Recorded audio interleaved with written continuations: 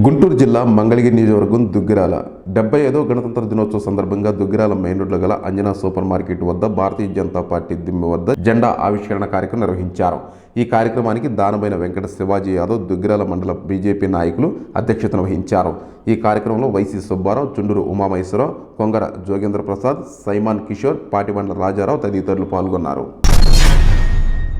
తెలంగాణ రాష్ట్రం మెగాస్టార్ చిరంజీవికి పద్మవిభూషణ్ పురస్కారం అందటం పట్ల సినిమాటోగ్రఫీ మంత్రి కోమటిరెడ్డి వెంకటరెడ్డి స్వయంగా చిరంజీవి నివాసానికి వెళ్లి చిరంజీవికి శాలువా కప్పి పుష్పగుచ్ఛం అందించి శుభాకాంక్షలు తెలియజేశారు.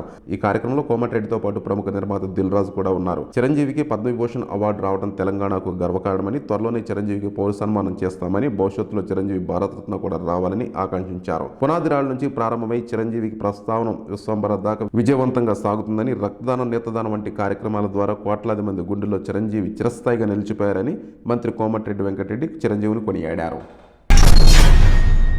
తెలంగాణ రాష్ట్రం 75వ గణతంత్ర దినోత్సవం సందర్భంగా తెలంగాణ శాసన మండలి ప్రాంగణంలో తెలంగాణ శాసన మండలి చైర్మన్ గుత్తా సుఖేందర్ రెడ్డి జాతీయ జెండాను ఆవిష్కరించారు.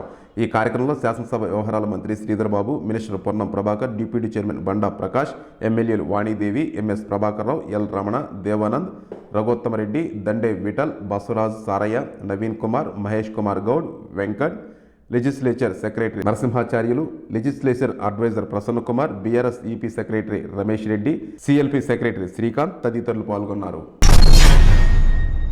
తెలంగాణ రాష్ట్రం గచ్చిబౌలిలోని ఏఐజీ ఆసుపత్రిలో చికిత్స పొందుతున్న సిపిఎం రాష్ట్ర కార్యదర్శి తమ్మినేని వీరభద్రవును సీఎం రేవంత్ రెడ్డి పరామర్శించారు.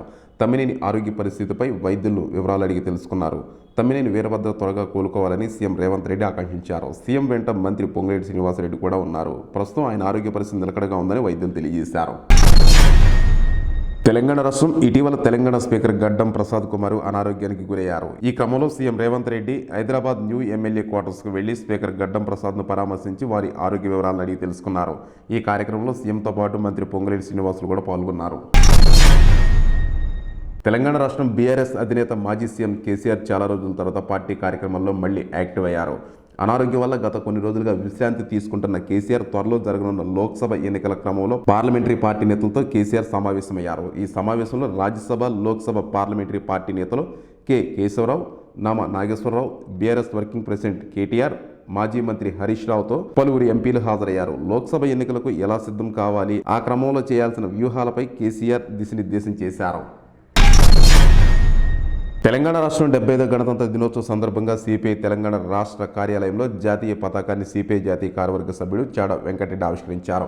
ఈ కార్యక్రమంలో సిపిఐ జాతీయ సమితి సభ్యులు కె శ్రీనివాసరెడ్డి, సిపిఐ రాష్ట్ర కార్యదర్శి సభ్యురాలు పద్మశ్రీ, సిపిఐ రాష్ట్ర కార్యవర్గ సభ్యులు బొమ్మగాని ప్రభాకర్, ఎన్ జ్యోతి, సిపిఐ మాజీ ఎమ్మెల్యే ఉజ్జయిని యాదగిరిరావు, పలువురు సిపిఐ నాయకులు, కార్యకర్తలు, సభ్యులు తదితరులు పాల్గొన్నారు. యువకులంతా మేల్కొంటేనే భవితకు బాటంటున్నదిరా, అంబేద్కరు ఆశయాల భారత రాజ్యాంగమా. ఉత్తరప్రదేశ్ రాష్ట్రం అయోధ్యలో శాస్త్రీయ సాంప్రదాయానికి అనుగుణంగా 26 జనవరి 2024 నుండి శ్రీరామ జన్మభూమి ఆలయంలో రాగసేవ నిర్వహించబడుతుందని తెలియజేశారు. ఈ కార్యక్రమం గుడి మండపంలో రామ్లాలా విగ్రహం ముందు నిర్వహించబడుతుందని, ఇందులో దేశవ్యాప్తంగా వివిధ ప్రావీణ్యులు మరియు కళా సాంప్రదాయాలకు చెందిన 100 మందికి పైగా ప్రసిద్ధ కళాకారులు రాబోయే 45 రోజుల పాటు భగవాన్ శ్రీ రామ్లాలా సర్కార్ పాదాల వద్ద తమ రాగసేవను అందించనున్నారు. ట్రస్ట్ తరపున ఈ కార్యక్రమానికి ఆర్కిటెక్ట్ మరియు కోఆర్డినేటర్ యతీంద్ర మిశ్రా పాల్గొన్నారు.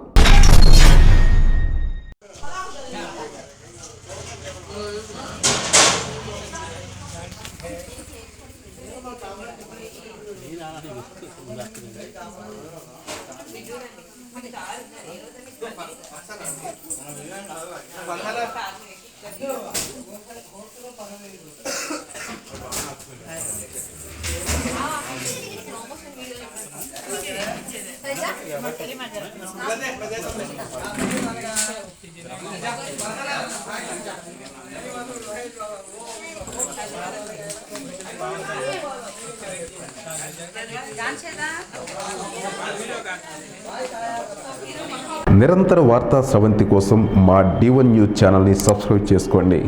Please like, share, subscribe D1 news channel.